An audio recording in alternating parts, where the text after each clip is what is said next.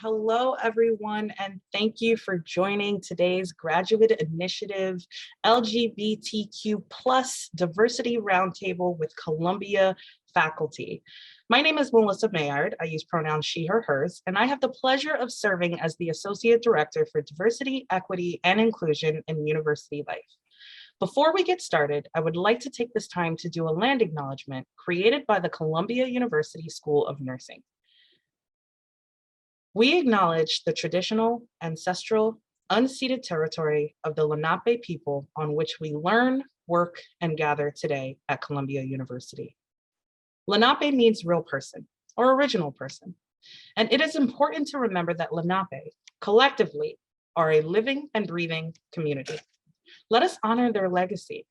Let us commit ourselves to the struggle against the forces that have dispossessed the Lenape and other indigenous people of their lands. We stand strong in our commitment to support and defend all marginalized people of this land who have been stripped of their rights to self-determination. Thank you to Columbia's Nursing School who issued this acknowledgement. Whether you're seeking ways to actively promote racial justice as an ally or you identify as Native or Indigenous and seek resources, we invite you to visit Resources for Combating Anti-Native and Indigenous Racism on the University Life website. We also encourage you to find out more about local Indigenous territories and languages which you are sitting on at this moment. We are adding both resources to the chat now for you to learn more about resources available to you in Columbia and in the broader community. Again, thank you for joining us today. This event is part of University Life's Graduate Initiative for Inclusion and Engagement, which promotes Columbia's commitment to diversity and the success of all graduate and professional school students, and is co-sponsored by the Office of the Vice Provost for Faculty Advancement. Before I turn it over to our esteemed panelists and moderator, I'd like to go over a few housekeeping items. First, this program will be recorded and shared via University Life's YouTube channel. If you have any questions about this recording, please contact our office. Also, please make sure to remain muted. Towards the end of the roundtable, there will be an opportunity for questions, and we ask that you type your questions into the chat box so that we can answer as many as possible. We also recommend that you keep your view on speaker view versus gallery view. Now I would like to introduce our guests. Please note that these are shortened and abbreviated bios. Each of our panelists have achieved tremendous accomplishments, and I encourage you to look into them into more depth after today's event. First is Jean-Marie Bruzzese. Dr. Bruzizi is a professor of applied developmental psychology at the Columbia University School of Nursing. Their research reflects their dedication to addressing healthcare disparities in children and adolescents suffering from chronic illnesses, which often carry multiple serious functional ramifications. She examines and identifies numerous contextual, familial, and individual psychological factors that impact disease management and health outcomes. To date, she has had a major influence through rigorous control trials evaluating school-based behavioral interventions to treat asthma in underserved youth from low-income urban communities. Most recently, she has translated her urban high school intervention for use in rural settings and has applied her expertise to bring added value to other public health concerns. Next is Luis Gravano.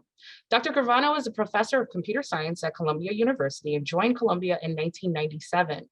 At Google, he was a senior research scientist in 2001 on leave from Columbia and a visiting faculty researcher in 2018 to 2019. He received his PhD degree in computer science from Stanford University.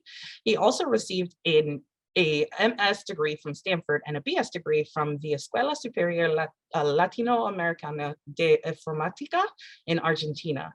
His research interests are in databases, information retrieval, and web search.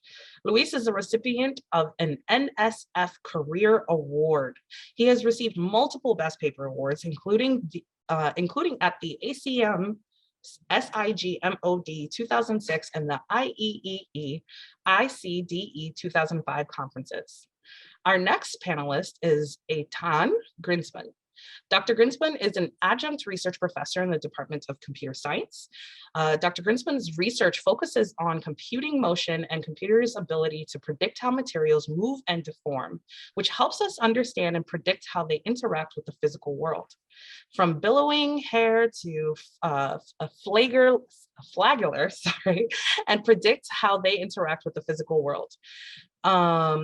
Propulsion to robotics, computing, motion broadly impacts the arts, science, and engineering. He explores the connection between physical and computational principles. In particular, he focuses on geometry as the bridge between physics and computation. His research is based on the fundamental question: how can the geometric view of physics shape the design of computer algorithms? Our final panelist is Yannik. Dr. Thiem's work engages the intersections of queer and feminist theory, religious studies, political theology, and critical theory. Yannik is especially interested in expanding what queer religious studies can contribute to these other fields, which may not be especially concerned with queerness or religion in the first place. In addition to this line of inquiry, they are interested in developing a different approach that takes queer and religious dimensions as irreducible to clearly delimitable bodies or traditions. Yannik is currently working on entitled Queer Nuances, Race, Religion, Sex, and Other Monsters. Queer Nuisances, I apologize, Race, Religion, Sex, and Other Monsters, which draws on queer theory, transfeminism, religious studies, critical race theory, as well as European early modern philosophy. And last but certainly not least, I'd like to introduce our moderator, John Haskins. John is the Dean of Student Life at Columbia's Journalism School. John began his career at the Times as a copy editor. Since 2017, at the Institute, he has directed the training of diverse young journalists, including from our school, who have gone on to work at the Times and other important outlets. At the Journalism School, he oversees the admissions and career development departments, in addition to student life, allowing him to work with many dedicated staff to strengthen the full cycle of student life, from the partnerships that feed the application pipeline through student experiences in the classrooms and hallways to placement in the profession. These are our incredible panelists for today's event. And with that, please join me in welcoming them as I turn it over to our moderator, John. Thank you. Good evening, everyone, or good afternoon. I think you're all on the East Coast right now. Thank you for joining us. As we said earlier, this will be taped, and so I'm sure there are a lot more members who will be watching this, students watching this later. So with that, I want to dive in. I do want to say I'm not playing favorites tonight, but I want to make sure that all of our guests get a chance to speak. So I have some questions I would like to go around and select some people for answers. But if any one of our four panelists wants to jump in and add something, that's perfectly fine. The point of our discussion tonight is just to really open the discussion to let you get to know us as employees, staff, faculty of the university. And so with that, I just want to start with some more general questions. So, you know, this is something that we all battle with each and every day, and big picture and small. But if I could ask you to think about, how can universities create a culture of inclusion for LGBTQ students? Can I start with Professor Bruzizi, please? Sure. So I think events like this are important. For me, some of the things I do in my teaching, I'll teach a research methods course. And I will, if I'm giving examples of research, I will look for research on LGBT studies. That's one thing that I've done. One of the things that I find unique at the School of Nursing compared to where I was prior to coming back to Columbia is there's, you know, staff have pride flags out. There's just different things hung on our doors and things like that, that let people know that this is an okay place. This is a safe place to be. And I think that's been helpful, I think. Professor Grinspun, how would you say, how can universities really create more of a culture of inclusion? I think this is a really deep question. I don't think there's not any one answer. I think it's multifaceted, lots of strategies. So having role models that feel safe about being who they are, also in events like this, but also in their day-to-day conversation. So not having to kind of watch what they're saying in their day-to-day conversation. That extends obviously to, you know, the hallways and the office and so forth. And I think I really liked what Jean-Marie said about curriculum. I think that I teach in computer science, which is, a harder science. It's a drier science. You're not going to necessarily find LGBTQ studies within that. But when we teach different topics, for example, computer vision, most of computer vision algorithms today are based on data that's gathered. So if there's bias in the data that's gathered, that's going to translate into bias in the algorithms. So we can introduce topics of inclusion, bias, and openness, even in the hard sciences, by acknowledging that, we rely on the selection of data. No, that's great. And we can revisit some of these issues later in questions, but I just want to jump right in and make sure that everyone has a few words to say at the beginning of our conversation. So Professor Gravano, can I ask you, what are some of the points of pride and accomplishments in your career? Okay, first of all, thank you. Thank you for having me here. I think this kind of events are very important, really to your previous question as well. Points of pride and accomplishment. I mean, I'm not the right person to ask that. I don't tend to build too much, but I just feel you must brag a little bit. But I'm actually proud of where I am right now. I identify as gay, and just growing up in general. If I had seen myself, I don't know, if I thought of myself maybe 30 years ago or even 40 years ago where I am right now, I think I would be proud of myself, a big picture. I'm proud that I have been able to become a dad, a parent, something that I didn't think was possible growing up. Or even feeling that I could be a professor at an institution like Columbia. I mean, I never doubted much my sort of intellectual ability, but for some reason I always felt that I couldn't belong in an environment like this. Many different reasons, but also because of my sexual orientation. I just don't feel included and see any role models growing up or being in college that look like me or identify as I did. So having overcome all these sort of self-imposed obstacles, I think is something that I do feel proud about. No, that's great. And Professor Grinspun, we will get back to you in your spaghetti hat in a few minutes. I caught that. I caught that one. But I just want to turn it over to Professor Thiem for a quick minute. Can you tell us maybe about some of the points of pride and accomplishments over your career? Wow, that feels.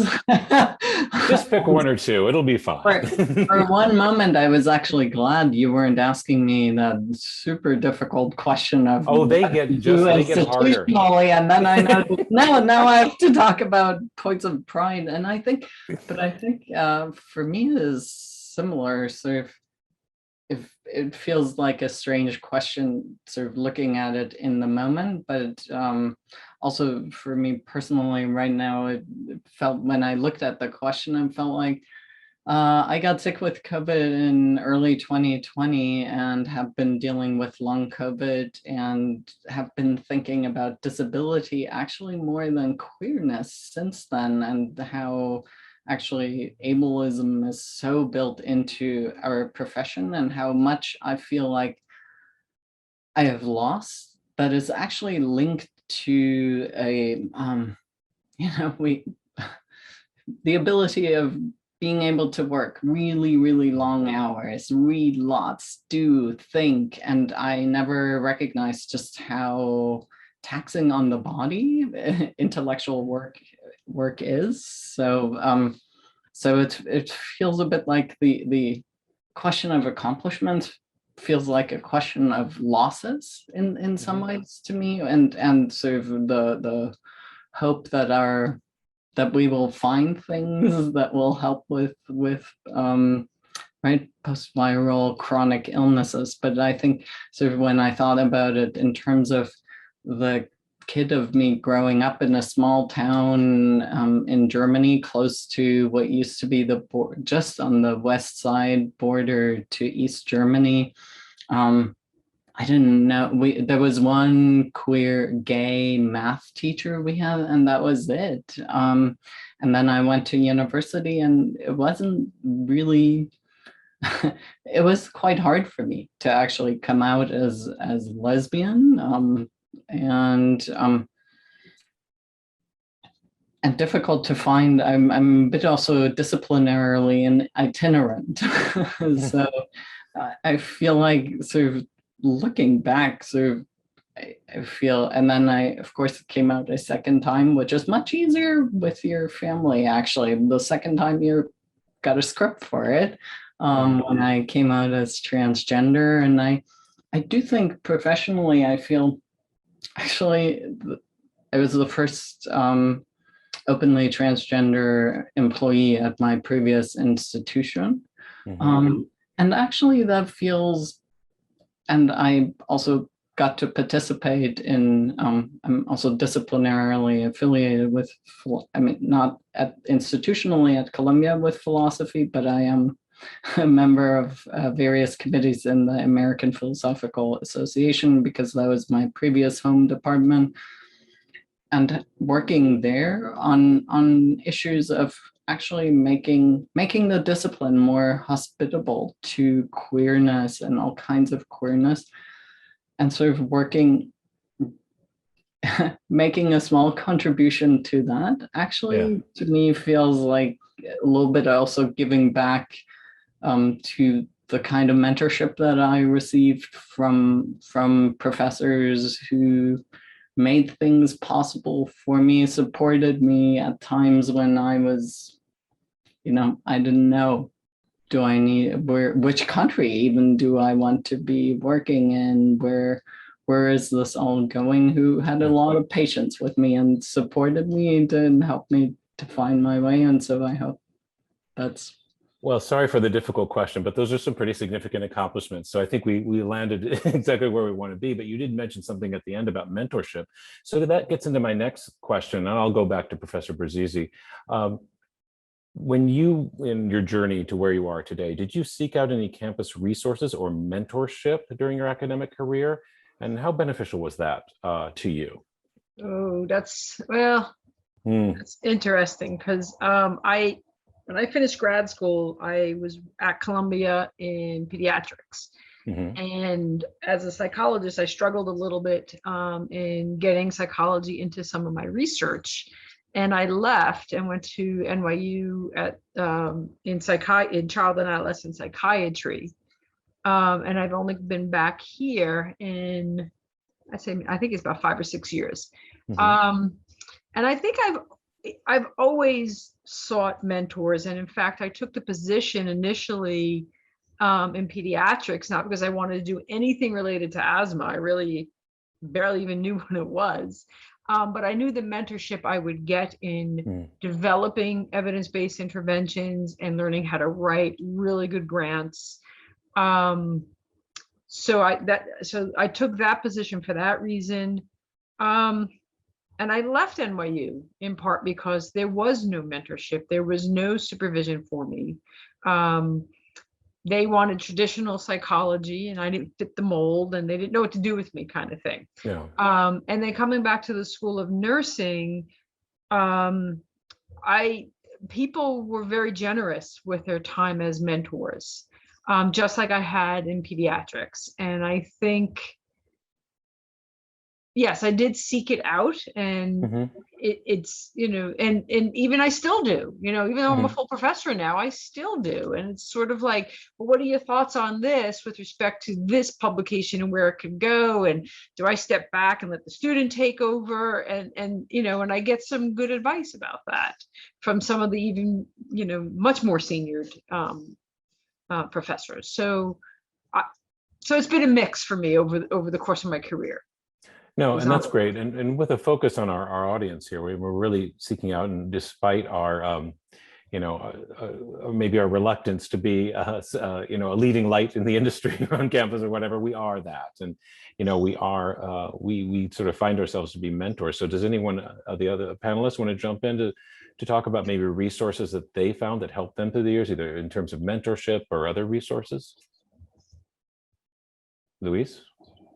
Yeah, I mean, This was back to when I started grad school at Stanford, actually.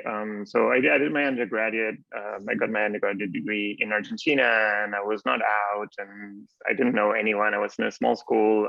To this day, I don't know anyone who was part of the LGBTQ community other than myself. So I didn't have a lot of role models around to rely on in any way, and I was not out, as I said, and so it all felt very strange from that perspective. When I started grad school, though, as soon as I got to Stanford, I found that Stanford had a formal sort of community center. I think it was the LGBTC. It was just LGB, the three letters at that time, back in the 90s, the lesbian, gay, bisexual community center. That organized, I don't know, there were all sorts of events and sponsored by the university, right? So an actual building inside of the university. And to me, that was transformative. It was incredibly important to be able to go to a place like that, feel included at the university, embraced who I was. And and it made a whole world of difference to me as a grad student, as I was doing my doctorate. Okay, great. I guess I had a somewhere in between experience at Caltech. We didn't have a community center or something so formal, but one of they had a counseling center, and one of the counselors took it, I think, upon themselves to run an after hours, once a month discussion group. For queer grad students or undergrads or faculty, anyone who wanted to show up. Caltech is a fairly small institution. I think 1,000 undergrads, a couple thousand grad students, hundreds, a few hundred profs. It's a small institution, but there were usually like 15 or 20 people at this event. And that was hugely instrumental in my coming out and having other people to connect to. So having that anchor of a network that's still within the university or within the institution creates a huge amount of support. Yeah, that gets a little bit. Imagine how. Yeah. Sorry. Go ahead, please. No, I'm not. I don't want to step on. I'm moderating. I'm not dominating. At least I hope I'm not. But actually, that does get into another issue. One of the other questions that I wanted to ask about, sometimes these questions, these journeys, our successes are tied to individuals or at least small groups. And so I wanted to ask each of you, is there a particular individual who is, if not responsible, then very, contributed a lot to your being where you are today? Sometimes these, it's a very personal one-on-one relationship or, a family situation. So Professor Thiem, did you have an experience like that? I think in my case, I was lucky to have quite a few people who really had my back when my back needed to be had. And I think this is sort of, I want to echo I wanted to add to the seeking out mentorship, that in my case, it was also, I had a number of mentors who didn't actually, maybe to this day, never got really what I wanted to do intellectually, but believed in me. And I sought out working with them precisely because they were very invested in giving mentorship, giving help as they could, and conveying that sense of, I believe in you. I don't really get the whole feminism thing that you want to be doing. I mean, this is right, like we're talking like 90s. Feminism still in religion kind of like, what is this?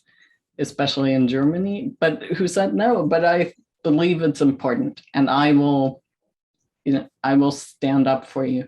And that to me actually was in some ways, that was far more. So I just want to say, sometimes it can be more important, somebody who just really will have your back, than necessarily they are the ideal person who do necessarily the same thing. And I do have to say, I've great appreciation for people who who were really not sure what the intellectually these things were about, but who believed in the importance of it and me as a scholar, and really gave a lot of time and support to help me even learn the conventions of academia, particularly then coming from Germany to the US, where interactions work very differently, helping that along. So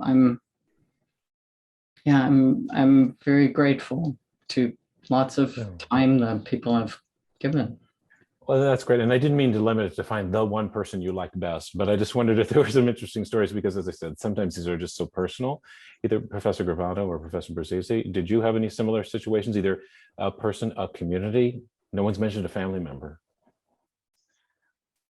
No, for me, it was, well, I was close in my junior year of high school with one of my calculus professor. And he was pushing me. He's like, I grew up born and raised in Brooklyn. And he's like, you're going to go to Cooper Union. You're going to be an engineer. And then he left between my junior and senior year. And I tell him to this day that I would be an engineer if he didn't leave New York City. But I've also told, and I've been fortunate to tell her this, my intro to psych professor just loved the topic so much, and she just taught with such enthusiasm that I got hooked. And I think that's a big part of why I majored in it, and then I continued with it, for sure. But I think also the folks in pediatrics, the two people that I really worked closely with, were just, I mean, even when I left and went to NYU, they continued to mentor me. So it was that sort of giving that I kind of feel I want to do for my students, and I hope I am doing it at the same level for them. Professor Gravano? Yeah, I was gonna say it takes a village, right? I mean, I kept thinking of names and of all walks of life that were fundamental to sort of being there when I needed it, and really helping me trust myself and that I could just thrive and continue.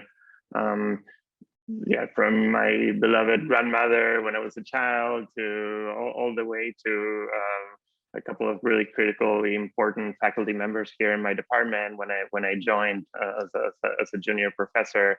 And countless people in between those two sort of brackets. So yeah, absolutely. It takes a village, really. Yeah. Well, I asked you about your inspiring stories, because that moves me to my next questions, or rather a couple of questions. And it's really about sort of generational differences. I don't want to make any presumptions about which generation any of you are in, or any of our readers here, but I think just because of the fact that we are working out there in the, that we've been around a couple years, we've seen a few things. And so if you could speak, each of you, about some of the generational differences that you see between, your students and, what you experienced when you were going through here. So what are the differences you see, and, what do those differences mean, do you think, to the students?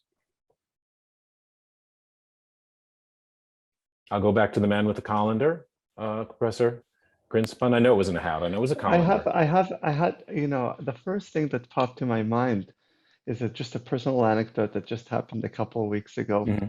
We were dropping off the kids at school, and on our way back from dropping them off, sometimes I go for a run or a walk with my husband in the morning before we start our work, and he pointed out to me something that made him very happy. He saw just in the maybe it was a high school or older kids, he saw two boys holding hands just while they were out with all their friends walking around as part of a group. And it just kind of struck a nerve, because, when we were growing up, or even I think when I was starting out at Columbia, when I started out as a prof in 2003, 2004, it wasn't always comfortable to just walk around holding hands. And even, over the past 15 years, there have been cases, in the village of, people being assaulted because they're holding hands or whatever. So the times are changing, and it's nice in some sense to see that the really young generations, those that aren't even in college yet, some of them just have a very different experience growing up right now with their sexuality, and that's really that warms my heart. Mm-hmm. So you see it as a positive sort of march towards success, or at least freedom and openness. Well, at least not all aspects of LGBTQ plus in this at the same rate, but certainly for two gay men in a big metropolitan city in North America, there's some amount of normalization that's happening, and that's I see that as a positive. Uh-huh. Yes, Professor Bruzizi, can you talk a little bit more about those differences you see both in the classrooms? Sure. So I would agree. I think there's a lot more sense of this normalization. We have a 14-year-old, and he has a friend who is trying to figure out himself in terms of being transgender, and just the fact that they come, and then in middle school, one of his friends came out to him as being gay. Just the fact that they can, be comfortable enough at such a young age to look at this and be part of it. For me, I didn't come out till I was 30. I didn't come out to myself till I was 30. And that was in part because where I grew up in Brooklyn, what did we do? We went to the village to freak watch. So, and it was just not okay. That was very clear, the message. And I think, people talk about, oh, why do we have to have, children's books about it, whatever, I can't remember the books anymore, and Tango makes three or whatever, something like that. Because it's not shoving it down people's throats. It's just talking about it as, just like, hey, the color blue is blue, and it's just something that people accept as normal. And I think that's going to be important for people in terms of being able to come out and be comfortable. The fact that, I have my wedding picture out on my desk. I see prospective students see that. And I've had, somebody who we recently hired, she didn't say anything until after she accepted the position. She's like, in my interview with you, you apologized because your dog went berserk because your wife just got home and you said that. And I was like, this is a good place for me to work. And then she came out to me, but she waited until she had a job offer. Yeah, and that's fine too, but just being able to do that, I think makes it easier for everyone.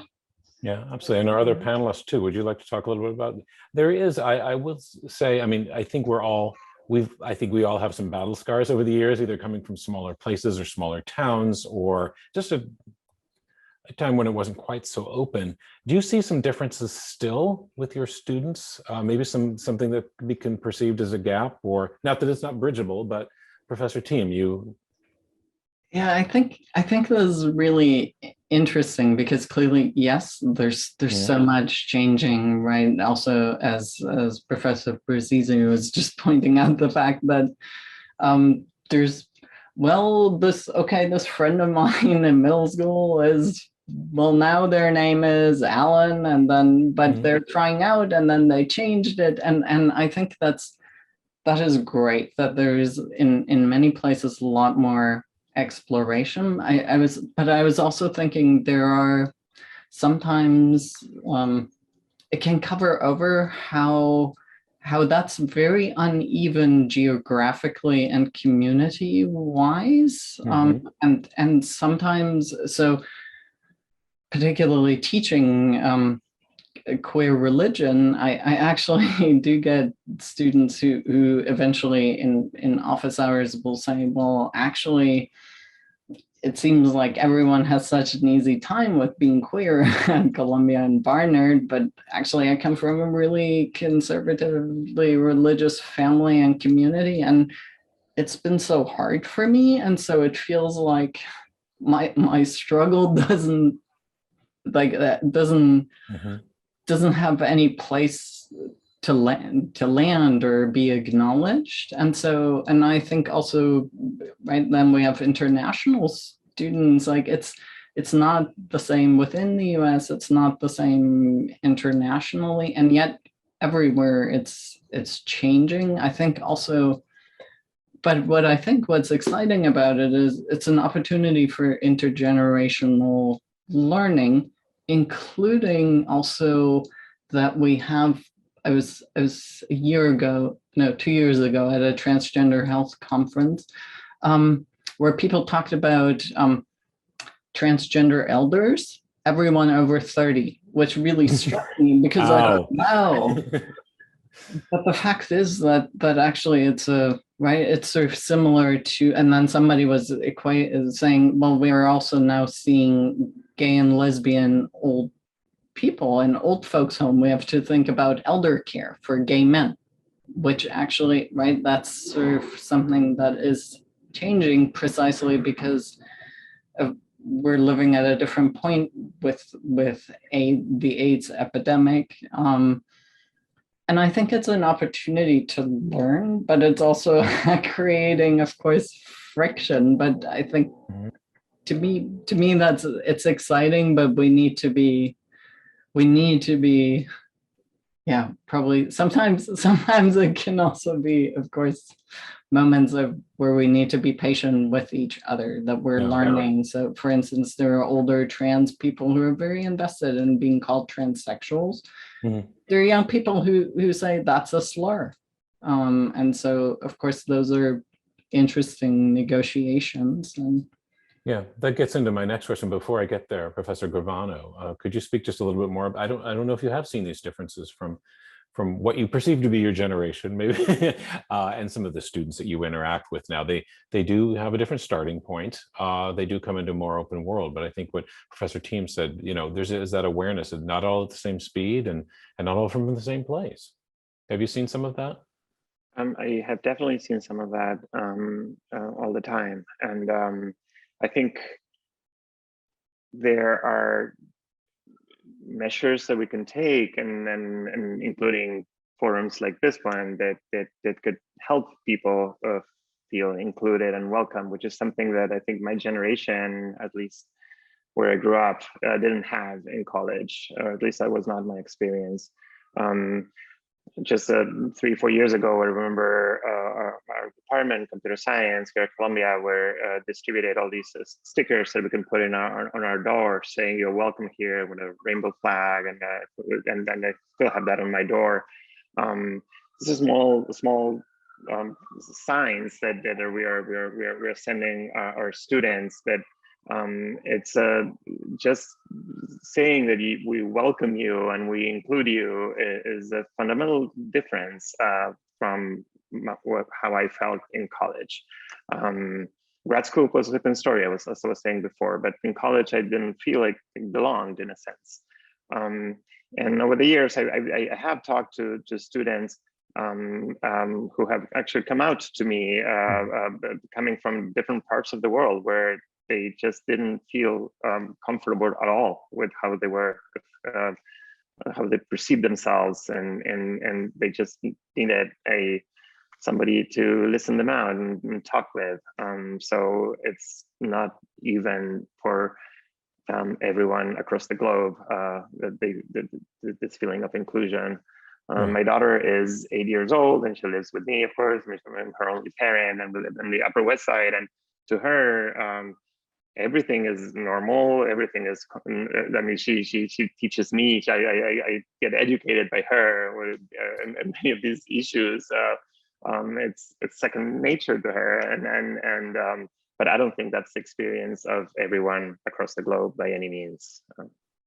Well, that does get to the next question, which we've sort of been building to before we get into the Q&A, which is what advice you would give. Now, we're not doing this to our audience here to sit on high and tell you how it is or isn't, but I think we've all learned a few things along the way, and we would like to share. So I'll ask all the panelists, I'll go straight back to you, Professor Gravano, about what advice you would give for someone who is identifying as LGBTQ plus and is a student and navigating their way on campus and into their career or their next step. What advice do you have? My advice is to try to feel that you belong and that that you belong, that you're not an imposter, you're not, the feelings that I had over many years and I'm still trying to overcome. You belong here, you belong everywhere. Okay, that's great. And just because you're next, I'll stop talking about the colander after this one. But Professor Grinspun, what advice would you have? Again, we're not trying to dispense wisdom. I think we're trying to help out and give some tips. Luis said it beautifully. That's the main thing. So I just think that's wonderful. I don't want to block that. It's about feeling belonging, a sense of belonging, and knowing that you do belong. Professor Bruzizi? I think but how do you accomplish that? I think when you go out on the job market and whatnot, I think just ask some of the questions. What do you have an office of diversity? Can I meet with them? What LGBT resources are there? I was pretty impressed that there's some small grants for minority professors at Columbia. So things like that let me know I would be accepted within this new community, and it was fine to come back. I was interviewing in many places, and the other job offer that financially would have been a lot better was at the University of Texas, and we're back and forth, and my son was in middle school, about to go into middle school at the time, and we're like, do we want to do this? Do we want to raise a family there? And it really was, it just didn't seem like the right place, because none of that was ever, really touched on in any of the interviews. It just didn't have the same feel and things like that. So you urge our students to basically do the research and ask questions before you enter an environment to make sure that it's welcoming. Yes. Professor Thiem, you can dispense wisdom if you'd like. That's fine. As a lover of wisdom, right? Philosophy. I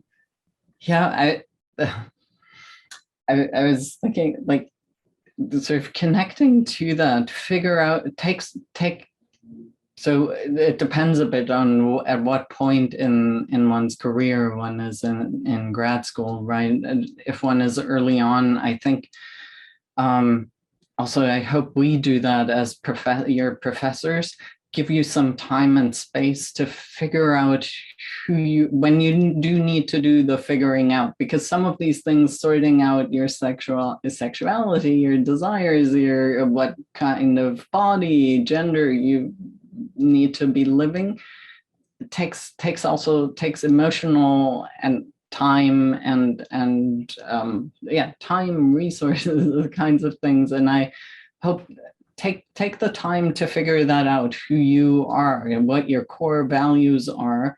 And that links to when you go on the job market, because I think that's also what helps one orient oneself with regard to, is this a place where I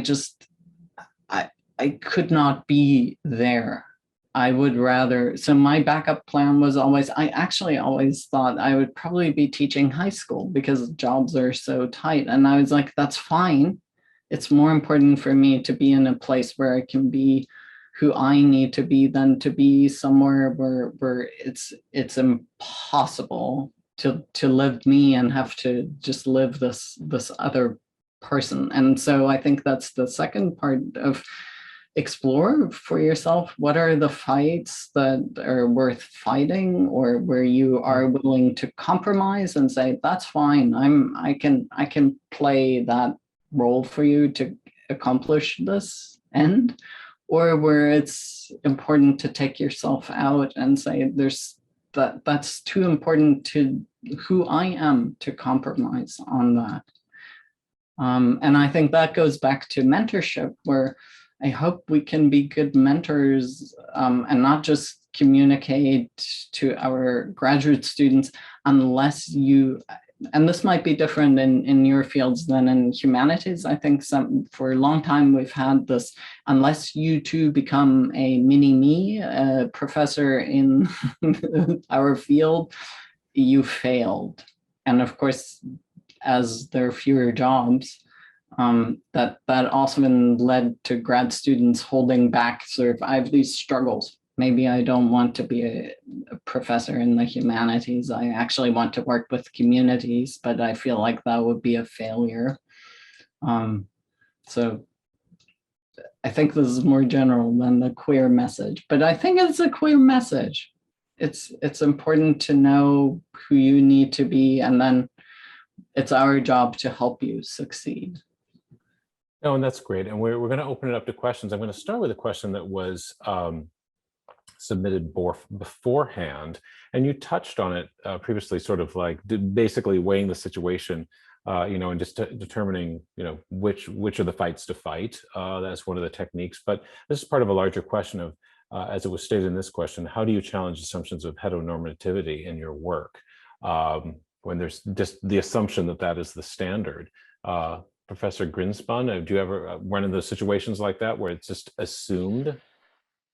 So when I think shortly after Luis had his baby, my husband and I wanted to have a baby through surrogacy.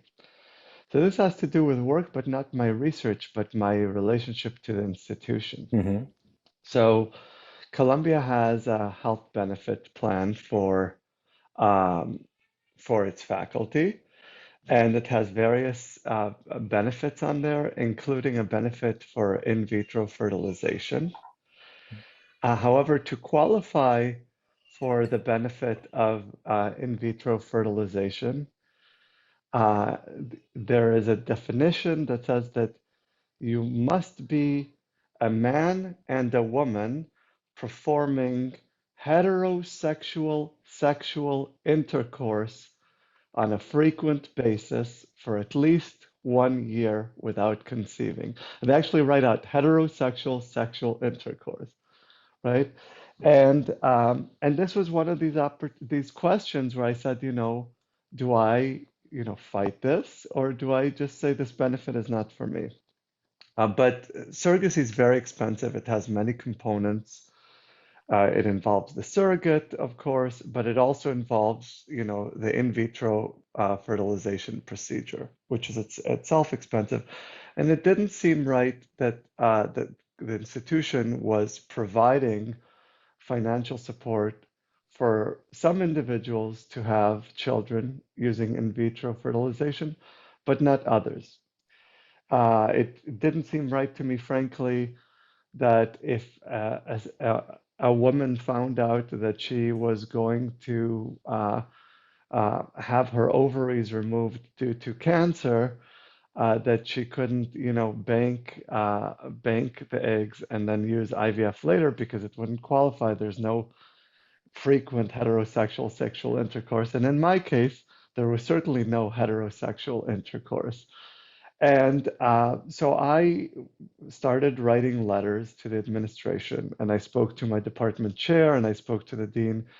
I was very fortunate that a number of things came together and that I had enough access to have those letters read and to have my message heard. And it took more than, I think, a year, but Columbia then introduced an in vitro fertilization benefit as part of a surrogacy policy.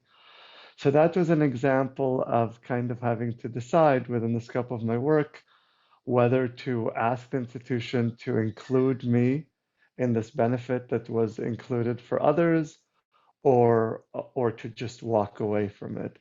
But I think it's good that I put the effort into that, because it ultimately made me feel much more included by the institution, to have the institution recognize that this is not an equal situation and to try to do something about it.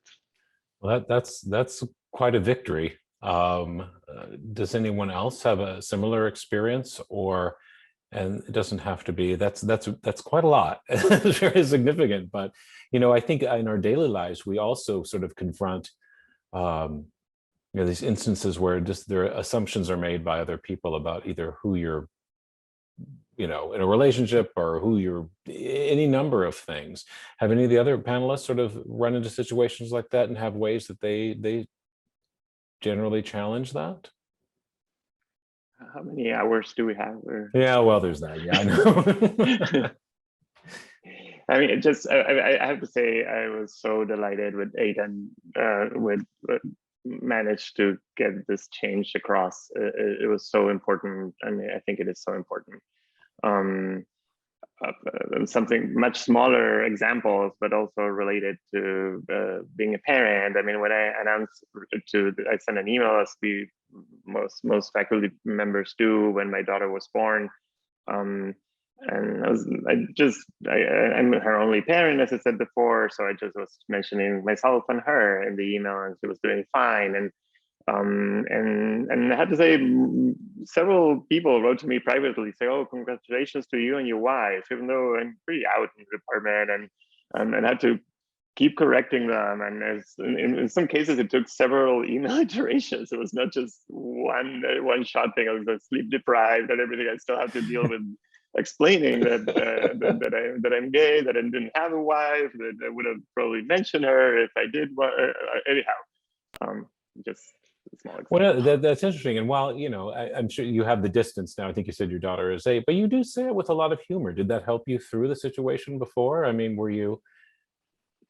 It maybe amused not at the me. time? I mean, to feel, because this was not 30 years ago, right? This was almost 9 years ago, and it just felt, it was somewhat, I wouldn't say comical, but I was beyond the point where that hurt me. Although at other points in life that would have been hurtful, maybe, or doing some kind of microaggression of sorts. But it just, I took a bit of, I replied in some senses with a bit of humor, as much humor as I could have at the time, without having said much for yeah. Our other panelists, have you had those situations, either big or small, or daily, or once, that you have to challenge those assumptions?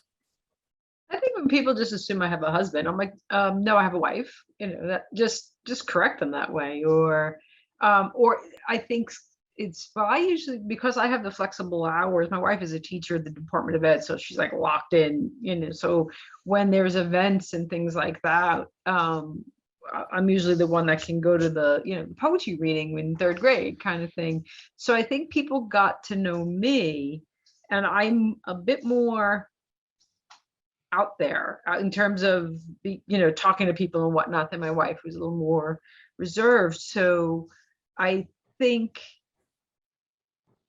there's some of that with, I just talk it like it's just second nature. So I think it squashes some people right away. That it's, but when there's the assumption that I'm married to a man, I just correct them, or, who's Ben's dad? I'm like, oh, he doesn't have one. He has 2 moms. I just blunt and just say it. Well, it sounds too like you're a little preemptive here too in certain situations. And I think I expect it in some. We have a house in Pennsylvania in a rural area, and for a variety of reasons, we started to move his primary care there. And I was actually prepared for more backlash, more, crossing off, father's name and putting parent number 2, and crossing off mother's name and putting parent number 1. And this little tiny practice in rural Pennsylvania was already on top of that and had parent 1 and parent 2. So I guess, you know, I expected it and surprisingly didn't see it, you know. There are times though I will keep my mouth quiet about it, particularly out in Pennsylvania. If it's, you know, just the two of us, my son and I, and it gets questioned, you know, I don't know. You just get a sense sometimes it's just not worth discussing. And the people I'm meeting for 5 minutes, I'm never going to see them again. And I just don't want to get into it. You know? Now, well, Professor Thiem, that gets into a little what you were saying about sort of choosing your battles, or a version of that, or deciding what is the right situation. And I was going to add to this. I mean, it's not necessarily just heteronormativity, but also, when I read the question, I also thought about, right, there is an assumption of the coupledom, and a lot of queer lives, right, have expanded queer kinship networks, multiple sexual partners, and I think that still remains something that's in academia probably, I mean, it's sort of, it ends up being, well, sort of a don't ask, don't tell kind of area where we're having here's the right partner number 2 is fine, but sort of saying like, well, actually no, tonight I'm going there rather than, and then I'm so I think that's also at departmental events, right? We invite people with their significant other, but not others, sort of that's and similarly with health, right? For instance, healthcare that institutions do or don't extend. There are a few Catholic institutions that, in order to work around the anti-homosexual kind of bias, have adopted what they call the early Christian household model, which actually interestingly allows a more queer accommodation where everyone, I think up to X number of adults living in the same household who live together or need to be, and who one cares for, can be on that healthcare plan. So I think that's sort of where I think like we still have work to do around what we might want to, you know, challenge. And the other aspect I thought is, I was wondering if this person was asking, how do you challenge assumptions of heteronormativity that are dominant within our disciplines, or exclusion of queerness, right? Like where I thought that linked up very nicely with the earlier comment on how lots of algorithms are based on data that gets put in. And so when only heterosexual couples get put into data, and then the kind of predictions I'm curious how, particularly computer science, I find it very interesting how sort of heteronormativity might show up in places where one might not first expect it, because it's just numbers, it's hard science. Well, I think I've run over a little bit into the questionnaire. We have a few more minutes, and I'm seeing Melissa Mayard, have you seen any other questions come in? There's one more that I have that's rather interesting. I haven't seen any more questions, so feel free to go ahead and ask that. And just as a reminder for the guests that are here, if you did have a question, please feel free to add them to the chat, or if you'd like to unmute, just use the raised hand feature. But John, you can go ahead. And, well, this is an interesting question, and it gets into a lot of issues, but I'll just say it as it was submitted, which is, how do LGBTQ students approach other queer students or faculty or staff for romantic interest with their intercultural differences? I mean, we all have intercultural differences, and so That's a tricky situation. I think I can preface that by saying, since I'm kind of a vice principal here, kind of a dean of students, to issue the usual warnings about campus relationships. But I think this question was really more about approaching peers. Would anyone like to take that one on? How do you approach others with your intercultural differences?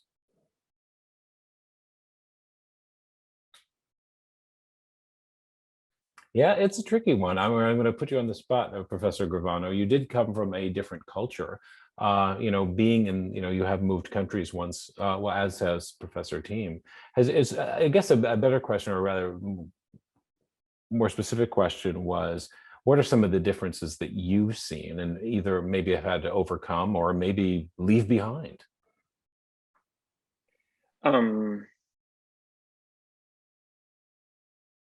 Regarding romantic interests?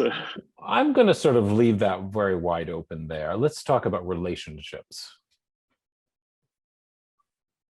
I'm going to give you a minute to think about that. Yeah, I'm not sure I fully understand. The question is really about I believe the question is really more about how do you bridge cultural differences within queer relationships.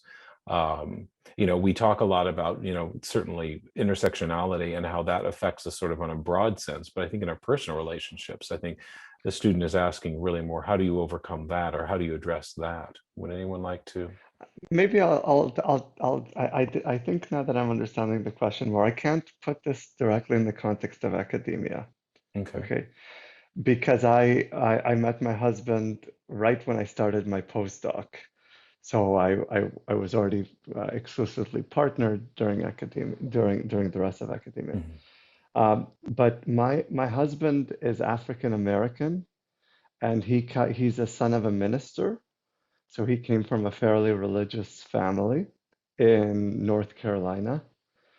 I was born in Israel to Chilean parents who were very not religious, basically atheist, agnostic.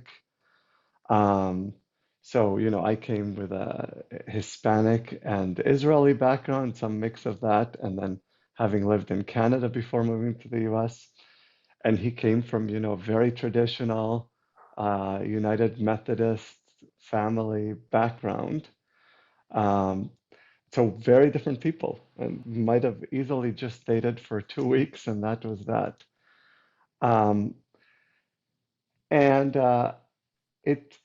I think it required a lot of just openness to seeing where things go. I mean, it would have been very easy for me to write it off and be like, well, I don't want my kids eventually. He's not even saying he wants kids. I want kids, but I wouldn't want my kids to grow up with a, Methodist religious background. And here his screen name is intinction, which is the act of dipping a wafer into wine, right? So it's even his screen name is a religious reference there, right? I think it definitely required just openness and kind of a very patient, gradual unfolding of the relationship, with continuously encountering in myself, and presumably in himself, in his mom for sure, biases, prejudices, and recognizing them and trying to put them aside. I mean, his mom was very taken aback when he brought back a white man to visit her the first time. So I think it's a lot about dismantling a lot of things that are put in our head over the years, and realizing, they're in there, but they don't necessarily belong in there, and they don't easily leave. Well, thank you for tackling that very difficult topic there. Sorry for rambling there. Yeah. No, not at all. And my husband is also from North Carolina, so that doesn't sound entirely unfamiliar to me. But it was a question from our audience. I did want to touch on that because I think, especially, for younger students, it is an issue that is ever present about, that we struggle so much with we can struggle so much with our gay identity or LGBTQ identity, and then we sometimes have to tackle yet another. And I think, for some of us, sometimes we draw from one to help us with the other, and sometimes it's just twice the work. But So I think I have another question here. Yes, in the chat from Jonathan. Let me just see here. I'm happy to read too. Yeah, go ahead. I'm having a little screen. Sure. I wiped it out here. Sure. As a remote graduate student working outside of academia in the field of computer science, I have found it difficult to engage with coworkers in a predominantly heteronormative work environment that is in a more rural setting in the Midwest. I feel almost out of place when other coworkers freely talk about their personal lives outside of work, and feel like I would be making others uncomfortable if I were to openly share about my own life. Do any of the panelists have any past experience or advice on how to live out their queer identity in a professional setting? Well, we certainly touched on some of that here. We were talking about either, preemptively doing it or whatever. Would anyone else like to address these in particular? Seems to be a geographical aspect, and also an issue of, how you want to portray yourself and the perception of being accepted. Would any of our panelists like to jump in on that? Yes, Professor Thiem. I can maybe say a little bit. I worked at a Catholic university before joining Columbia, and I think, but I do think the difference here is that in academia we have you wait till tenure, and then things are a little bit less precarious. That might be different for that person. For me, it was a lot of, so I had actually separated my closet into okay for work clothes and clothes that are just not as, and still people thought the person is way too butch lesbian. But so what I try, and I carried with me actually pictures of my niece and nephew, so that when people ask me about my own family, that then I would talk about my family, but it was the nice heterosexual family of my sister. But it allowed, so for me it was what I ended up doing was, over the years, by building, sort of being humanizing myself, building the relationship where it was like, oh, this is a person. There's so many things that are relatable, because I also like chocolate ice cream. Oh, I also don't like strawberry ice cream. And building where people could see more similarities allowed then sort of more space for, okay, and you are the first, right? And for some people, you might be, if you're in a rural Midwestern area, you might be the first gay person they actually interact with. And so a lot of it, I think, is building the relationships within which it then becomes possible to be more open. That's the advice I would give. I know it is an emotion. Somebody called it a queer emotional tax. I think lots of people, right?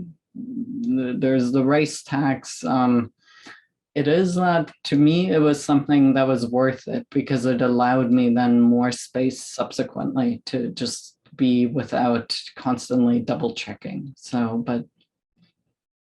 Well, thanks. It looks like we're close to out of time here. I want to thank everyone for their contributions. Some of the questions were kind of heavy hitting, but I hope we certainly added some levity to the conversation here, and both for the people that are here tonight and also the people who will be watching later. I hope that we opened up enough and were relatable and shared some interesting advice. And at that point, I'll turn it back over to Melissa. Yes, thank you. Yes, John, and as you mentioned, we will be sharing this via our YouTube channel and other outlets. So for the students who were here today, for our panelists, to the Office of the Vice Provost for Faculty Advancement, and John for sharing their time and experiences with our students, we can't help but say thank you. I just want to remind everyone that tonight's event is part of the Graduate Initiative for Inclusion and Engagement. This is only one of a series of events throughout the semester.